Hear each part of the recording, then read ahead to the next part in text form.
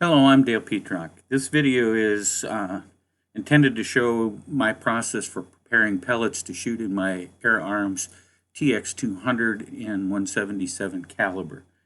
Now, this process isn't going to that I'm going to show you isn't going to make a bad pellet shoot well in your gun, and it's certainly not going to make a stellar performer out of your particular gun if it is not.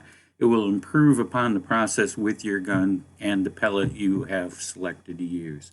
So the first thing you need to do is determine what pellets shoot the best for you. And certainly, while there's a number of them that are out there that do well for me, the ones that stand out tend to be by Air Arms in my case, the 10.3s and the 8.4s. I guess if I hold it upside right, it helps. 8.4s. In both cases, they tend to perform pretty well out to 100 yards, but most of my shooting with the 10.3s is 50 yards or so and less, and with the 8.4s, certainly 30 to 50 yards would be typically the longest I would go. The 8.4s drift more in at the 100 yards or beyond 50 yards anyway range. In both cases, they tend to sort pretty easily. I sort to the tenth of a grain.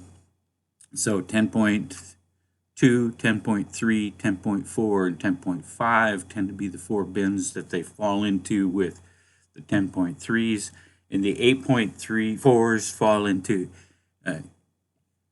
8.3, 8.4, 8.5, and 8.6. And so those are pretty consistent. Other pellets that I have tried from other makers have many more bins and tend to be less consistent.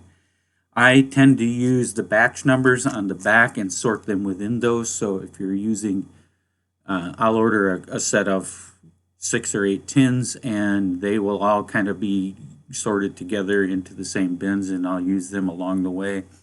I don't discern one tin from the next in that particular case. So that's the process. What follows next is a video that will show them being dropped into the four bins and how I do it. You need a scale, obviously, of some kind. It doesn't matter as long as it's reasonably accurate. It doesn't have to be precisely accurate in terms of weight, but what it needs to be is accurate from session to session and consistent within sessions. And so making sure you have essentially the same thing occurring each time over time is what's most critical in your scale. If there's any questions, let me know, and I'll do my best to respond.